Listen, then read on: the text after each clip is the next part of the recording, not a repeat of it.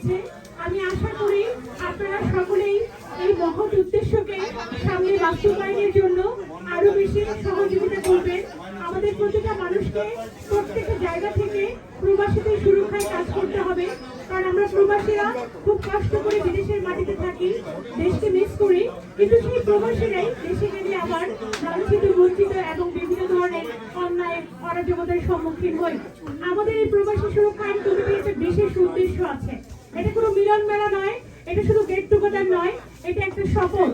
সেই শপথটা হচ্ছে আমাদের অধিকারকে রক্ষা করা, প্রবাসীদের বাস্তবায়নে মূল লক্ষ্য অর্জন করা। আমি আশা করব প্রত্যেকটা স্তরে আপনারা আমাদেরকে সহযোগিতা করবেন। আপনাদের কাঁধে কাঁধ রেখে, কণ্ঠে কণ্ঠ মিলিয়ে, আপনাদের হাতে হাত রেখে প্রবাসী সুরক্ষা আইন বাস্তবায়ন কমিটি আমাদের অ্যাডভোকেট বকুল ভাই যে স্বপ্ন দেখেছে, সেই স্বপ্নকে আমরা আবারও বাস্তবে রূপান্তরিত করব। দেশের মাটিতে নিজেদের অধিকারকে প্রতিষ্ঠিত করব, বিদেশের মাটিতে নিজেদের মাথাকে সমুজ্জ্বল রাখবো এবং যে যার এক অবস্থান থেকে প্রতিটা মানুষ আমাদের অধিকারকে সুরক্ষিত রাখার চেষ্টা করবে। আমরা পরবর্তীতে আরো বিভিন্ন স্টেপ নিব।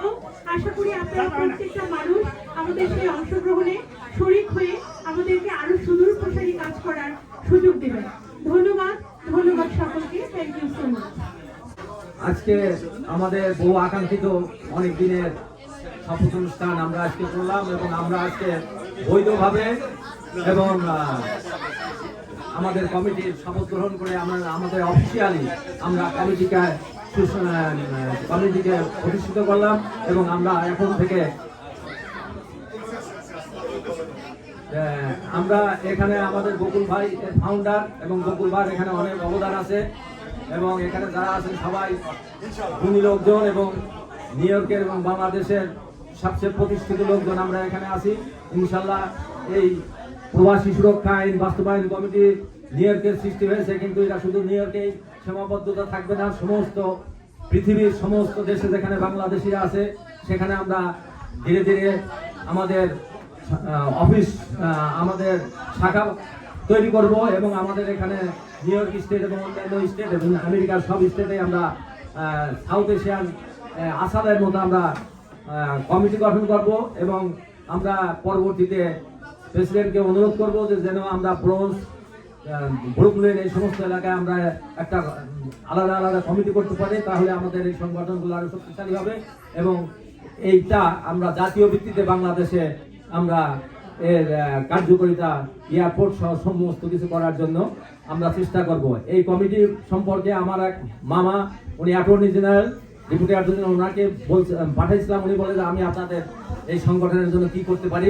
আমাকে দায়িত্ব দিলে আমি আপনাদেরকে সহযোগিতা করতে পারবো। এটা আমাদের একটা খবর আছে এবং আপনারা যারা ইফতারিতে আসছেন এবং এত শীতের ভিতরে ইফতারিটা সুন্দরগত সাফল্য করছেন আমাদেরকে, এজন্য আপনাদের সবাইকে ধন্যবাদ জানাই।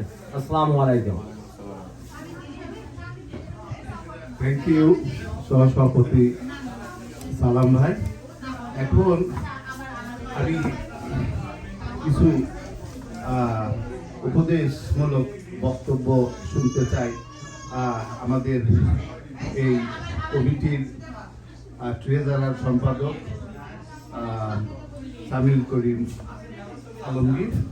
উনি এই সংগঠন, এই ইফতার মাহফিল এবং এই শপথ গ্রহণ অনুষ্ঠানকে সার্থক করার জন্য অনেক পরিশ্রম করেছেন এবং মোটামুটি ওনার উপদেশ মোতাবেক আমরা এই আয়োজন সার্থক করতে পেরেছি এবং উনি কয়েকদিন আমাদেরকে এই যাতে শপথ অনুষ্ঠান এবং ইফতার মাহফিল সার্থক করতে পারি সে মর্মে, সে লক্ষ্যে উনি আমাদেরকে একাধিকবার উপদেশ দিয়েছেন এবং দিক নির্দেশনা দিয়েছেন। তো এ বিষয়ে আমি সামিউল ভাইকে কিছু বলার জন্য বিশেষভাবে অনুরোধ করছি। ধন্যবাদ সম্মানিত সভাপতি মহোদয়। আমাদের অনুষ্ঠান ইতিপূর্বে সম্মানিত সভাপতি সাহেব সমাপ্ত ঘোষণা করেছেন, তারপরেও নিজ উদ্যোগে উনি আমাদেরকে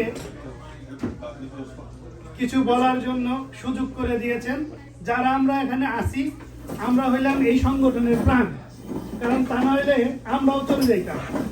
যারা বিভিন্ন জায়গা থেকে দূর দূরান্ত থেকে এসেছে, ইফতারের পর তারা চলে গেছে, সেখানে নামাজের প্রয়োজন ছিল মাগরিবের নামাজ, পাশাপাশি একটু পরেই এশার নামাজের আজান দিবে।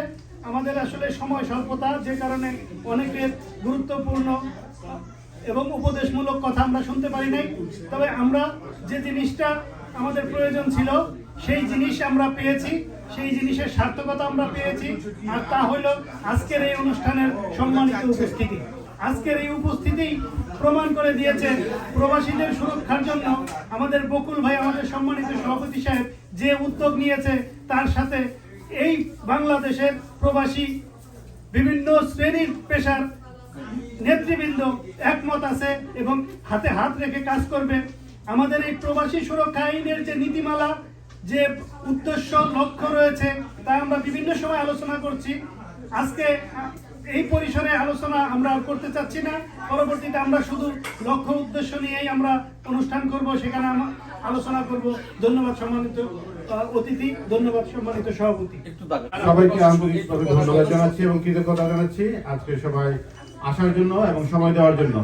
ইনশাল্লাহ আজকে যতটুকু ভুল ত্রুটি আছে সামনে সেটা শুধরে নিব আমরা এবং আরো সম্মিলিতভাবে সুন্দরভাবে সামনের প্রোগ্রামগুলো আমরা সার্থকতা সফল করবো। ধন্যবাদ সবাইকে সহযোগিতার জন্য।